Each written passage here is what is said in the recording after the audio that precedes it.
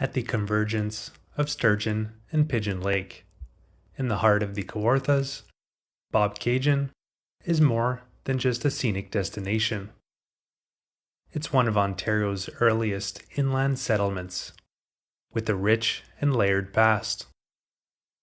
Revered today for its small town warmth, waterfront lifestyle, and vibrant tourism culture, Bobcaygeon has deep roots in Canadian development. From its Indigenous significance to its industrial rise, an enduring role in cottage country life. The name Bobcaygeon comes from the Anishinaabe word Bobcaygeon, which loosely translates to at the very shallow currents or narrow rapids. Indigenous peoples navigated these waterways for generations before the European arrival, relying on the region's abundant fish, wildlife, and strategic geography for transportation and sustenance.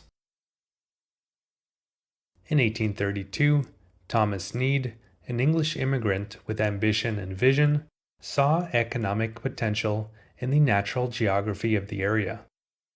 He purchased land through the Canada Company and secured permission to build a dam, sawmill, and gristmill. These developments formed the foundation of what would become Bobcaygeon, the first officially surveyed and incorporated village in the interior of Upper Canada. Need also played a key role in lobbying the colonial government to establish a navigable waterway connecting Lake Ontario and Georgian Bay. His efforts contributed to the creation of the Trans-Severn Waterway, a canal system that would eventually open up economic opportunities for the entire Kawartha region. A pivotal moment in the town's development came in 1833, with the construction of Lock 32, the first lock of what would eventually become the full Trans-Severn Waterway.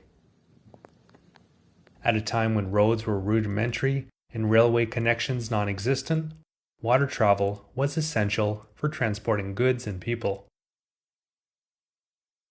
The lock enabled steamboats and logging rafts to bypass the rapids and dam, transforming Bobcaygeon into a regional hub for trade and timber.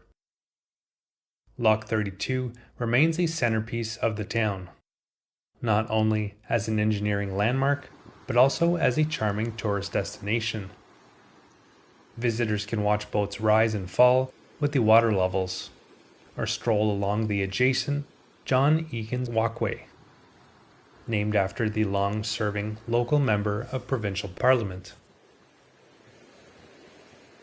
By the mid-1800s, Bobcaygeon had become a key node in a bustling logging economy. One name dominates the economic history of 19th century Bobcaygeon, Moss and Boyd. Arriving from Ireland in the 1830s, Boyd began as a farmer but soon recognized the lucrative promise of the timber trade. In 1844, he purchased the local sawmill and expanded rapidly, acquiring vast tracts of white pine forest across the Kawarthas and Haliburton highlands. Boyd pioneered a system of floating massive timber rafts downriver to Lake Ontario, where they were processed and shipped abroad. By the 1860s, the Boyd Lumber Company was one of the largest employers in the region. Moss and Boyd became known as the Lumber King of the Trent Valley. The museum on Canal Street preserves his legacy. Its exhibits showcase rare photographs, ledgers, correspondence, and tools of the trade, illustrating how the lumber industry transformed Bobcaygeon from a frontier outpost into a booming inland town. By the late 19th century, as the pine forests were depleted and the logging industry began to wane, Bobcaygeon began a gradual shift. Its clean lakes, gentle hills, and peaceful setting caught the attention of city dwellers looking for an escape. The arrival of the railway in the 1870s, notably the Lindsay-Bobcaygeon and Pontypool Railway, allowed tourists from Toronto and Peterborough to reach the village more easily. Hotels, inns, and rental cottages sprung up along the lake shores, and Bobcaygeon began to reinvent itself as a recreational destination. The village was officially incorporated in 1876, by which time it had several schools, churches, general stores, a post office, and nearly 1,000 residents.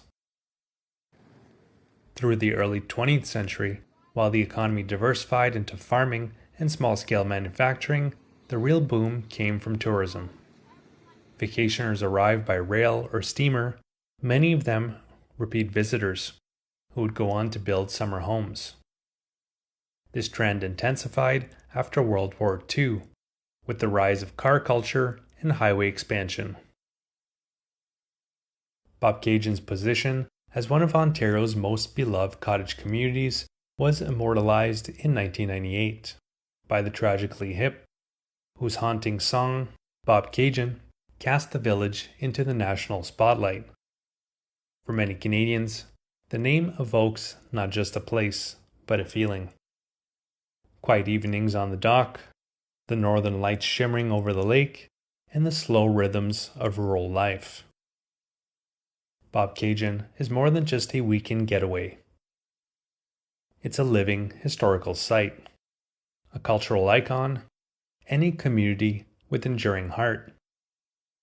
Visitors are not only welcome by stunning natural beauty and lively streets, but also by the whispers of settlers, loggers, and dreamers who helped shape this extraordinary village.